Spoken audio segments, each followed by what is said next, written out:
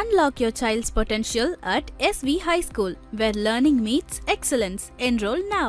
Creative entertainers Dhananjayan வழங்கும் இயக்குனர் சுசீந்திரனின் 2K love story பிப்ரவரி 14 முதல். மிஸ்டர் கோல்ட் கடலை எண்ணெய் தான் வாங்குறேன். ஏன் தெரியுமா? சாதாரண ஆயிலை விட சமையல் டேஸ்டாவும் இருக்கும், ஹெல்தியாவும் இருக்கும். என்ன டீட்டெயில்டா இருக்குது அப்படின்னாலும் அது இந்த தமிழக பகுதிகளில் மட்டும்தான். இந்த மொத்த இந்திய பிராந்தியத்திலையுமே இவ்வளவு டீட்டெயில்டாக இவ்வளவு தெளிவாக ஒவ்வொரு விஷயத்தையுமே பலாயிரக்கணக்கான கல்வெட்டுகள் அடிக்கிறதும் சரி, பலாயிரக்கணக்கான செப்பேடில் இருக்கிறதும் சரி, இன்ஃபர்மேஷன் ஓவர்லோடுன்னு வச்சுக்கலாம். நீங்கள் அசோக சக்கரவர்த்தியும் கரிகால சோழனும் ஒருவர் தான் அப்படின்றதுக்கு பல தரவுகள் நீங்கள் சொல்லியிருந்தீங்க. அதுக்கப்புறமும் ஒரு கேள்வி இப்போ எனக்கு எழுது என்ன அப்படின்னு சொன்னால், அசோக சக்கரவர்த்தியோட சின்னம் அப்படின்னு சொல்லி பார்க்குறப்போ நம்ம அங்கே சிங்கத்தை தான் பார்க்குறோம். ரொம்ப புரியாமல் தான் இருந்தது. அப்படிங்கிறது ரொம்ப பிற்காலத்திய இலக்கியங்களில் தான் அது வருது. அரிமா அப்படிங்கிறதே ரொம்ப பிற்காலத்திய இலக்கியம். அதுக்கப்புறம் சிங்கம்ங்கிற வார்த்தை பாலிமொழி சொல்லுது. சிம்மம், சிங்கா அப்படிங்கிறதுலேருந்து அது வருது. தமிழக இலக்கியங்களில் அது கையாடலே இல்லை. பட்டினப்பாலையிலையும் பார்த்தீங்கன்னா சோழர்களுடைய சின்னங்களை பற்றி அவங்க சொல்லும் பொழுது புலி பொறித்து புறம்போக்கி, அதாவது என்னென்னா கஸ்டம்ஸில் ஸ்டாம்ப் வைக்கிறாங்கல்ல, அது மாதிரி அது அந்த கூட்ஸ் வருது. அதுக்கு ஸ்டாம்பிங் பண்ணும்போது புலி பொறித்து புறம்போக்கி அவங்களோட இப்படிதான் அப்படின்றது நான் தெரிஞ்சுக்கிறதுக்கு உதவியாக இருந்ததே இந்த ஹொய்சாளர்களுடைய சின்னம் தான். இந்த ஹொய்சாளர்களுடைய சின்னம் பார்த்திங்கன்னா ஒரு சாலா அப்படிங்கிறவர், அந்த ஒரு லிட்ரேச்சரில் சொல்கிறது, ஒரு மிருகத்தோட சண்டை போடுற மாதிரி ஒரு கையில் ஒரு கத்தியை வச்சுருப்பார். அதில் ஒரு மிருகத்தோட சண்டை போடுற மாதிரி, அதுதான் ஹொய்சாலாவோட சிம்பிள்.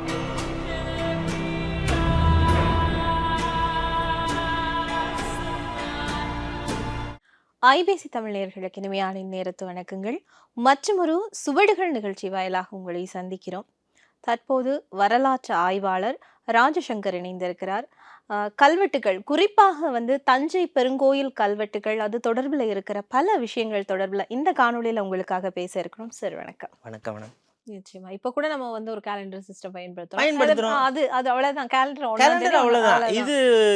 இது கலியுகம் முடியுது அப்படின்னா அதெல்லாம் ஒண்ணும் இல்லை. இப்ப எப்படி நம்ம வருஷம் முடியுது, ஜனவரி மாசம் ஆரம்பிக்குது, அதே மாதிரிதான் எல்லாமே. அது ஒரு கேலண்டர் சிஸ்டம். இது எதுக்காக இந்த கேலண்டர் சிஸ்டம் பயன்பாட்டுக்கு வருது அப்படின்னா, அவர்களுக்கு மிக நீண்ட காலங்களுக்கான, நீங்களே பார்க்கலாம். இப்போ திருவாலங்காடு செப்பேட்டில் நான் தான் சொன்ன மாதிரி கிருதயுகத்திலேருந்து ராஜாக்கள் என்னென்ன ராஜாக்கள் எழுதி, அப்போ இவ்வளோ டீட்டெயில்டாக அவங்க 10,000 ஆண்டுகளுக்கு இருந்து அவங்க அந்த இதை மெயின்டைன் பண்ணணும், அந்த ரெக்கார்ட்ஸை மெயின்டைன் பண்ணணும் அப்படின்னா அவங்களுக்கு அந்த தேவைப்பட்டிருக்கு. 10,000 ஆண்டுகள் வரைக்கும் அவங்களுக்கு தேவைப்பட்டிருக்கு. இல்லைன்னா யாருமே ஒரு பர்பஸ் இல்லை அப்படின்னா நம்ம இப்போ உதாரணத்துக்கு நீங்கள் நம்ம இப்போ ஃபாலோ பண்ணுற இந்த பிசியிலே சொல்லணும்னு வச்சுக்கணும். பிசிஇ காமனரா, பிஃபோர் கிறிஸ்ட் காமனராவில் சொல்லணும்னா கிட்டத்தட்ட 11,000 ஆண்டுன்னு சொல்கிறோம். இப்போ அதுக்கு பதிலாக ஆதித்ய சேனகுப்தனோட கல்வெட்டில் எவ்வளோ அழகாக அடிச்சிருக்காங்க பாருங்கள். விசாகப்பட சம்யுத்தையும் கிருதயுக சோழப்படும், விசாகப்பட சம்யுத்தையும் கிருதயுக சோழ 11,300 400 அப்படின்லாம் எழுதணும். 300 228 அப்படின்லாம் எழுதணுன்ற அந்த அவசியம் இல்லை. இப்போ அது கிருதயுகம்னா கரெக்டாக அதுக்கு போயிடுறாங்க. கிருதயுகம்னா நமக்கும் தெரிஞ்சிருது. அதில் ஒரு ராஜா அப்படின்றத எழுதிடுறாங்க. அதில் என்ன அப்படிங்கும்போது அந்த விசாகப்பட சம்யுத்தயம் அப்படின்ற அந்த கீவேர்டில் அவர் என்ன சொல்லிடுறாரு, விசாக நட்சத்திரத்தில் வரக்கூடிய அந்த 100 ஆண்டு. இப்போ நம்ம தமிழ் சிஸ்டத்தில் 60 ஆண்டு ஃபாலோ பண்ணுற மாதிரி அவங்க ஒரு நட்சத்திரத்துக்கு 100 ஆண்டு அப்படிங்கிற விஷயத்த அது தெளிவாக அதில் சொல்லிடுறாங்க. இந்த சிஸ்டமை நம்ம அப்ரிஷியேட் பண்ண, எனக்கு தெரிஞ்சு யாருமே அப்ரிஷியேட் பண்ண மாட்டேங்கிறாங்க தமிழ்நாட்டில். என்னன்னா இது நம்மளோடது கிடையாது அப்படி மாதிரி சொல்லுவாங்க. பட் எனக்கு என்னன்னா, அதாவது நான் இந்த ஆராய்ச்சியில் பார்த்த வரைக்கும் ஒரு கல்வெட்டாக இருக்கட்டும், ஒரு இன்ஃபர்மேஷனாக இருக்கட்டும், ஒரு செப்பேடாக இருக்கட்டும், என்ன டீட்டெயில்டாக இருக்குது அப்படின்னாலும் அது இந்த தமிழக பகுதிகளில் மட்டும்தான். இந்த மொத்த இந்திய பிராந்தியத்திலையுமே இவ்வளவு டீட்டெயில்டாக இவ்வளவு தெளிவாக ஒவ்வொரு விஷயத்தையுமே பலாயிரக்கணக்கான கல்வெட்டுகள் அடிக்கிறதும் சரி, பலாயிரக்கணக்கான செப்பேடில் இருக்கிறதும் சரி, இன்ஃபர்மேஷன் ஓவர்லோடுன்னு வச்சுக்கலாம். நீங்கள் இப்போ உதாரணத்துக்கு மெட்ராஸ் மியூசியமில் இதுலேயும் போய் பார்த்தீங்கன்னாலும் சரி, அவ்வளவு செப்பேடுகள் இருக்குது, அவ்வளவு ஓலைச்சுவடிகள் இருக்குது.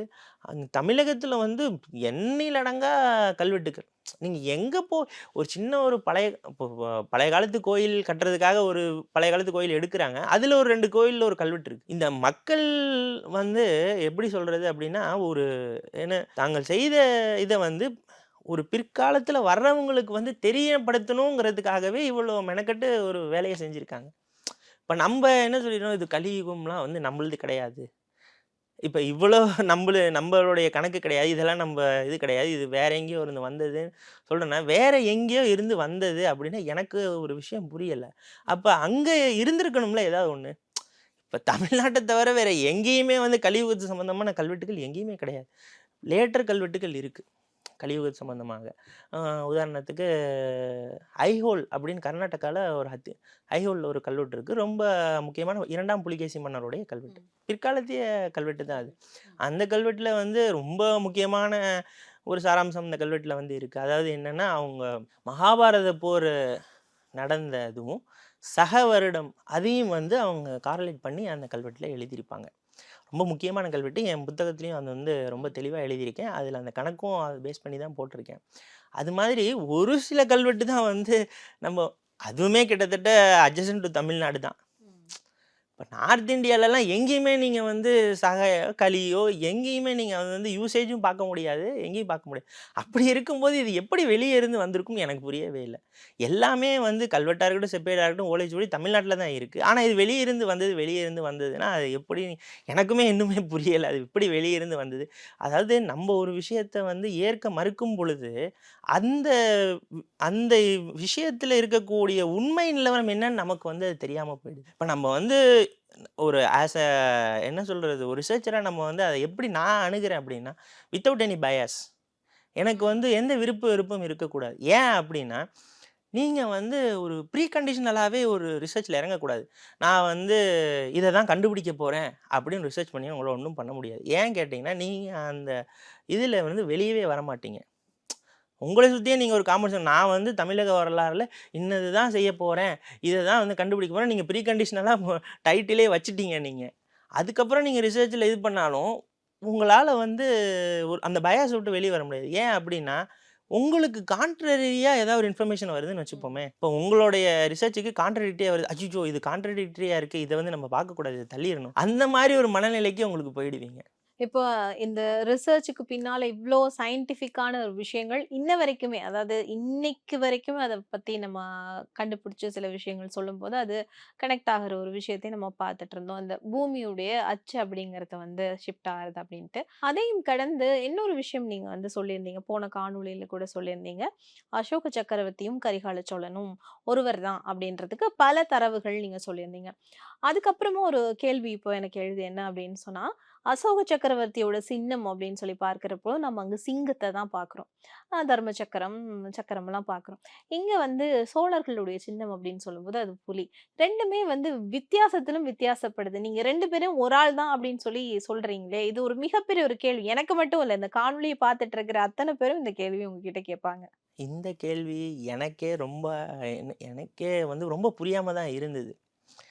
இது எப்படி இது ஆகும்னு நானும் ரொம்ப சிந்திச்சு பார்த்தும், இ இப்ப இருக்கிற சூழ்நிலைகள வந்து நம்ம அதாவது நம்ம என்ன ஒரு ஒரு விஷயம் வந்து பண்ணிடுறோம் ரிசர்ச்ல அப்படின்னா, தற்காலத்துல என்ன நம்ம சூழ்நிலையில நம்மள சுத்தி இருக்கோ, இந்த சூழ்நிலைகள வந்து கடந்த காலத்துக்கும் அப்படியே மேட்ச் பண்ணி பார்க்குறோம். இப்ப நம்ம வந்து ஒரு பொருளுக்கு வந்து என்ன பெயர் சொல்றோம்? இப்ப அந்த மாரி நான் பிரம்மி கல்வெட்டு படிக்கும்போது, ஒரு ஒரு கல்வெட்டு இருந்தது. அது வந்து எப்படின்னா, ஒரு நுழைவாயிலுக்கான பெயர். அது வந்து மாறியிருக்கு இப்ப.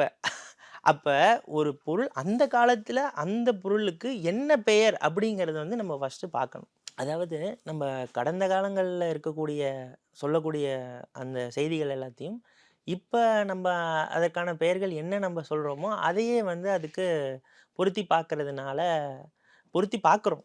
அப்படித்தான் இன்னைக்கு ரிசர்ச் வந்து பண்ணிட்டு இருக்கிறோம். இப்ப அந்தந்த காலங்கள்ல அதற்கு பெயர் என்ன அப்படிங்கிறத இன்னும் நல்லா ஆராய்ச்சி பண்ணி பார்க்கணும். இப்ப உதாரணத்துக்கு அ குதிரை, வரிக்குதிரை. ஒண்ணு வந்து ஹார்ஸ், இன்னொன்னு வந்து ஜீப்ரா. குதிரை அப்படின்னு பேரு ஆங்கிலத்துல பார்த்தீங்கன்னா 2க்கும் வேற வேற பேரு. ஆனா தமிழ்ல பாருங்க குதிரை, வரிக்குதிரை. குதிரை இருக்கு. அப்ப வரிகளுடைய குதிரை வந்து வரிக்குதிரை. இப்ப இந்த மாதிரி சில டிஃபரன்ஷியேஷன் வந்து அதாவது ஒன்று போல் இருக்கக்கூடிய மிருகங்களுக்கு வெளிப்புறமாக இருக்கக்கூடிய அந்த தோற்ற மாறுதலின் பெயர்ல பேர் வைக்கிறாங்க. ஒன்று போல் இருக்க குதிரை வரி குதிரை கிட்டத்தட்ட நீங்கள் வந்து இதாக பார்த்தீங்கன்னா ஒன்றா தான் இருக்கும். வெளியில் இருக்கக்கூடிய தோற்ற மாறுதல்கள் கோடு இருக்கிறதுனால அது வந்து வரி குதிரை அப்படின்னு நம்ம வந்து சொல்கிறோம். இப்போ சிங்கம் அப்படி நீங்க கேட்ட கேள்விக்கு வரேன். சிங்கம் அப்படின்னு சொன்னா, இந்த சொல்லாடல் வந்து சங்க இலக்கியங்கள் எதுலயுமே இல்ல. சிங்கம் அப்படிங்கிறது வந்து ரொம்ப பிற்காலத்திய இலக்கியங்கள்ல தான் வந்து அது வருது. அரிமா அப்படிங்கிறதே ரொம்ப பிற்காலத்திய இலக்கியம். அதுக்கப்புறம் சிங்கம்ங்கிற வார்த்தை வந்து பாலி மொழி சொல்லுது. சிம்மம், சிம்ஹா அப்படிங்கிறதுலேருந்து அது வருது. தமிழக இலக்கியங்கள்ல அது கையாடலே இல்ல. அப்ப ஆனா சிங்கத்தோட கோவிலுக்கு அது கோவில்களோட அமைப்புல எல்லாம் சிங்கம் நம்ம பார்க்கிறோம்ல. சரியா சொன்னீங்க. ரொம்ப பழைய காலத்து கோவில்கள்லயே பார்க்கிறோமே. சிங்கம் வந்து நான் எல்லா இடங்கள்லயும் பார்க்கலாம் தமிழ்நாட்டுல.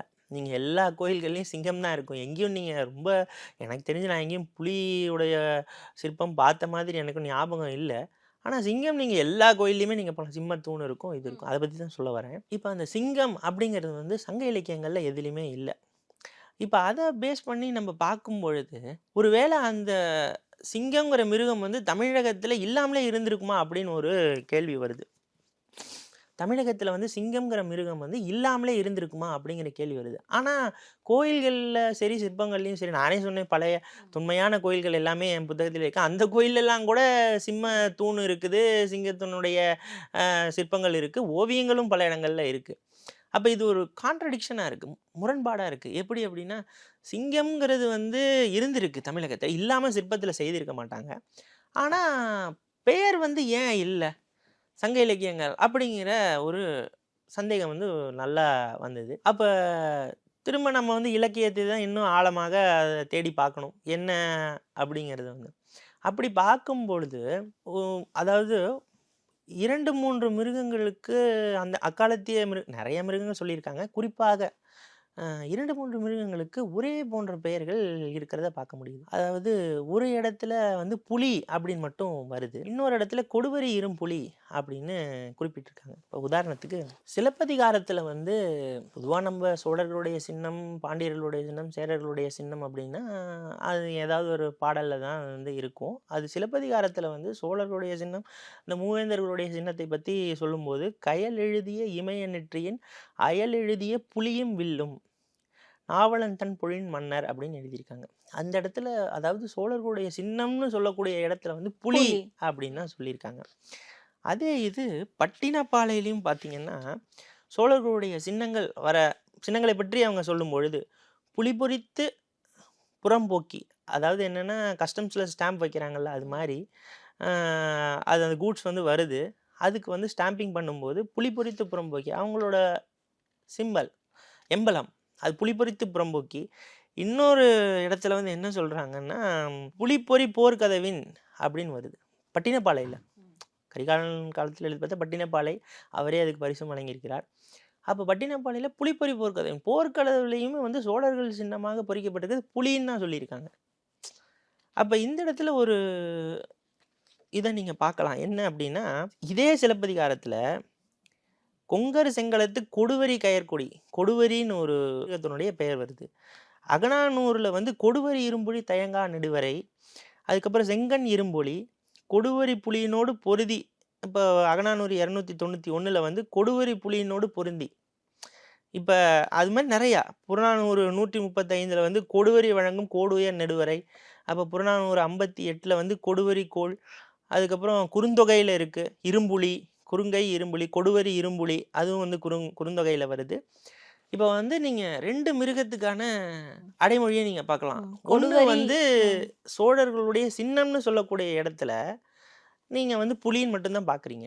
அப்ப கொடுவரி இரும்புலின்னு அவங்க எங்கேயுமே வரல. இப்ப பட்டினப்பாலையும் பார்த்தோம், சிலப்பதிகாரத்திலயும் பார்த்தோம். இத தவிர நீங்க கலிங்கத்து பரணி ராச பாரம்பரியத்துல வந்து கரிகாலன் செண்டு கொண்டு கரிகாலன் அப்படின்னு சொல்லி அந்த பாட்டிலேயே வந்து பாய் பாய் புலி பொறித்து அப்படின்னு தான் அதுலயும் வருது. அங்கேயுமே வந்து கொடுவரி புலின்னு அவங்க எழுதல. அதே மாதிரி இன்னும் 2, 3 இடத்துல எல்லாம் எழுதியிருக்கேன் டீட்டெயிலா புக்ல. இப்போ நீங்க புலின்னு ஒரு இடத்துல வருது, கொடுவரி புலின்னு வருது.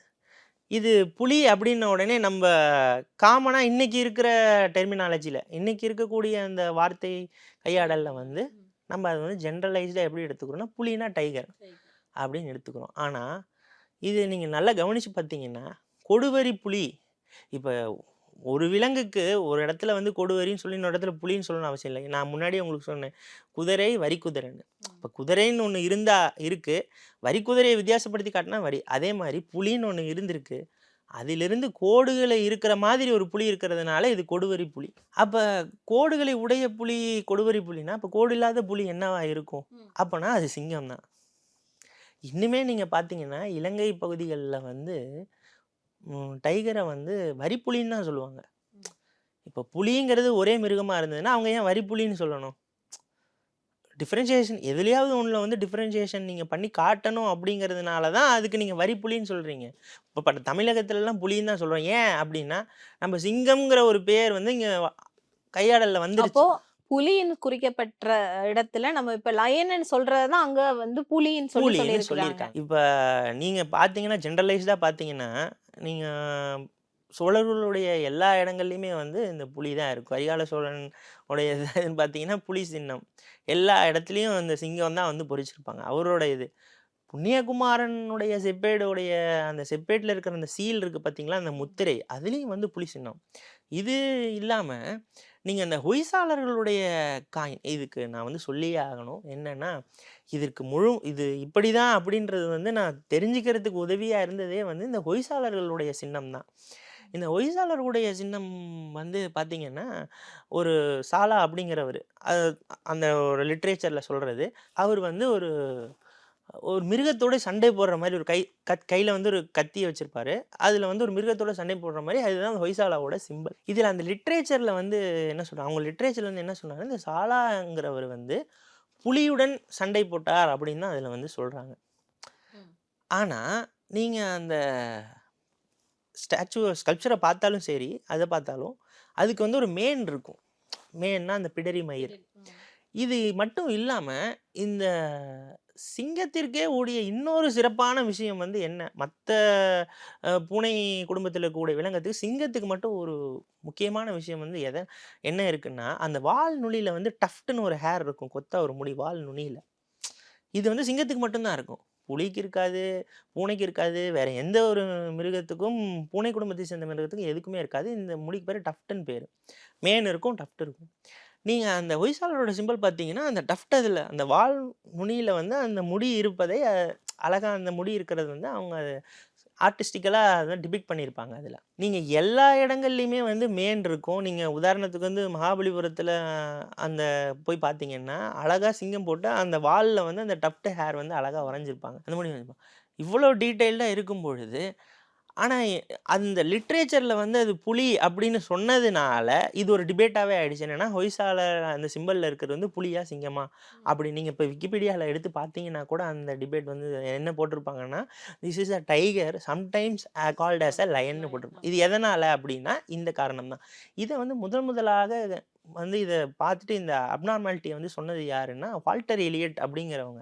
அந்த வால்டர் எலியட்டுங்கிறவர் நாணய சேகரிப்பாளர், பழங்காலத்து நாணயம். இந்த பழங்காலத்து நாணய சேகரிப்பாளர் வந்து என்ன பார்க்குறாருன்னா, ஒரு பக்கம் வந்து சிங்கத்தினுடைய, அதாவது வித் மேன் வந்து ஒரு லைன் ஓட ஒரு ஃபிகர் வரைஞ்சி அதை புலின்னு எழுதியிருக்காங்க அந்த லெஜண்டில், அந்த காயினில். இது எப்படி அவர் தான் முதல்ல அந்த கேள்வி எழுப்புறார், எப்படி இது வந்து ஒரு மேன் ப்ளஸ் ஒரு டஃப்ட் இருக்குது, டஃப்ட் ஹேர் இருக்குது, வாலில் வந்து முடி இருக்குது, ப்ளஸ் ஒரு மேன் இருக்குது, இது ஒரு கிளியர் கட்டாகவே இது வந்து ஒரு லைன்னு தெரியுது, பட் ஆனால் ஏன் புலின்னு எழுதியிருக்காங்கன்னு எனக்கு புரியலன்னு அங்கே எழுதுறாரு. அதோட அவங்க முடிச்சிடுறாங்க. அதுக்கப்புறமே அதுக்கு சப்போர்ட்டிவாகவே நிறைய ரிசர்ச்சர்ஸ் வந்து இது எழுதுகிறாங்க. நிறைய பேர் வந்து புலின்னு சொல்லிகிட்டே அந்த பில்லரில் வந்து இருக்கக்கூடிய சில லயனோட ஓவியம் போட்டு புலின்னு எழுதியிருக்காங்க. இது எதனால் அப்படிங்கிறது தெரியலன்னு சொன்னாங்க. இது எதனால் அப்படின்னா இது காலம் வந்து ரொம்ப கடந்துருச்சு.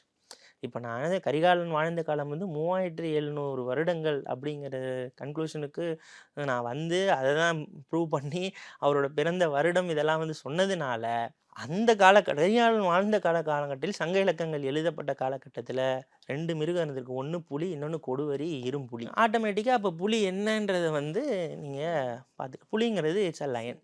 இதனால் நம்ம வந்து தவறாக பார்த்துட்டோம் அப்படிங்கிறது ஒன்றும் இல்லை. இது எதனால் அப்படின்னா, இப்போதையே இருக்கிற நம்ம பேச்சு வழக்கில் என்ன இருக்கோ அதை தான் நான் முன்னாடியே சொன்னேன். இப்போதைக்கு என்ன நம்ம பேச்சு வழக்கு அதை நம்ம டைரெக்டாகவே பொருத்தி பார்க்கறதுனால வரக்கூடிய ஒரு மிஸ் அண்டர்ஸ்டாண்டிங் தான் இது. சோழர்களுடைய சின்னம் வந்து மாற போகிறதில்ல. இன்றைக்கி நான் இதை சொல்லலைனாலும் இன்னும் கொஞ்சம் காலம் கழித்து யாராவது ஒருத்தர் சொல்ல தான் போகிறாங்க இந்த கான்ட்ரடிக்ஷனை. அதனால் இந்த கான்ட்ரடிக்ஷனுங்கிறது இது ஒரு இடத்துல மட்டும் இல்லை, நிறைய இடத்துல இருக்கிறது எல்லாத்தையுமே நான் ட்ரேஸ் அவுட் பண்ணி ஹொய்சாலா சிம்பிள்லேருந்து எல்லாத்தையுமே ட்ரேஸ் அவுட் பண்ணி இப்படி வரும்போது தான் சோழர்களுடைய சின்னம் வந்து அந்த சிங்கம் பொறிக்கப்பட்ட இப்ப இந்த இடத்துலயும் வந்து அது பொருந்தது. அதாவது அசோக சக்கரவர்த்தியோட சின்னமும் சோழர்களோட சின்னமும் சின்னமும் ஒன்று தான். அன்றைய காலகட்டத்துல புலி என்று அழைக்கப்பட்ட இன்றைய காலத்துல சிங்கம் என்று சிங்கம் என்று சொல்லப்படுகிற சொல்லப்படுற அந்த இது. அதனால சின்னம் தான். தான் இதில் நிறைய பேர் நான் வந்து பார்க்குற இது என்னென்னா, சிங்கம் வந்து தமிழக பகுதிகளில் இல்லை, அதனால தான் அவங்க வந்து இதில் எதுலேயுமே குறிப்பிடலை அப்படின்னு சொல்கிறாங்க. அதுக்கு காரணம் வந்து புலின்னு எழுதியிருக்கிற இடத்துலலாம் சிங்கம் இப்போ பார்த்தீங்கன்னா தமிழக பகுதிகளில் அது இருந்திருக்கு. அவங்க கொடியிலையும் அந்த சிங்கத்தை தான் வச்சுருந்துருக்காங்க. அது பேர் மாறினதுனால அது இல்லாத மாதிரி தெரியுது. கோயில்களில் அந்த சிற்பம் இருக்குது. இது எல்லாத்தையும் சரி வச்சு பார்த்தீங்கன்னா சிங்கம் தான் வந்து அவங்களுடைய இது. சோலான் அப்படின்னு ஒரு கிரேக்க அதாவது ஃபிலாசபர் வந்து ஈஜிப்டுக்கு போயிருக்கும் பொழுது, எகிப்துக்கு போயிருக்கும் பொழுது அங்கே வந்து அந்த எகிப்தில் வந்து ஒரு ப்ரீஸ்ட், இப்போ நம்ம கோயில் பூசாரின்னு சொல்கிறோம்ல, அந்த ப்ரீஸ்ட் வந்து சோலான் அவர்கிட்ட வந்து சொன்ன தகவல்கள் இதை வந்து கிரேக்கத்துக்கு வந்து அவர் கிரேக்க மொழியில், அதாவது ஈஜிப்டில் சொன்ன கடவுள்கள் பேரை வந்து கிரேக்க கடவுள்களாக மாற்றி. Unlock your child's potential at SV High School, where learning meets excellence. Enroll now. Creative entertainers Dhananjayan வழங்கும் இயக்குனர் சுசீந்திரனின் 2K லவ் ஸ்டோரி பிப்ரவரி 14 முதல். மிஸ்டர் கோல்ட் கடலை தான் வாங்குறேன். ஏன் தெரியுமா? சாதாரண ஆயிலை விட சமையல் டேஸ்டாவும் இருக்கும், ஹெல்தியாவும் இருக்கும்.